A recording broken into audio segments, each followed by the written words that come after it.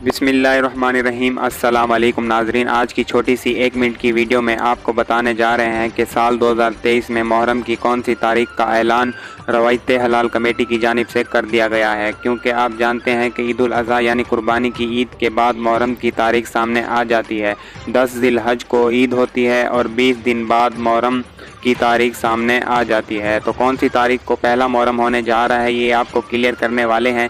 इससे पहले आपसे छोटी सी रिक्वेस्ट करने जा रहे हैं कि चैनल को सब्सक्राइब करके बेल के ऑप्शन को ज़रूर ऑन कर लें ताकि मज़ीद आने वाली वीडियो का नोटिफिकेशन आप दोस्तों तक पहुंचता रहे। तो नाजरीन, यहाँ पर आपको क्लियर कर दें कि रवायत हलाल कमेटी के तमाम मेंबरान ने ऑफिशियल पेज के ऊपर अपडेट जारी की है कि साल 2023 में पहला मुहर्रम जो होने जा रहा है वो पूरे पाकिस्तान के लिए 19 या फिर 20 जुलाई की डेट कन्फर्म की गई है। एक दिन आगे पीछे हो सकता है। मज़ीद मालूमात के लिए चैनल को सब्सक्राइब करना ना भूलें। अल्लाह हाफिज़।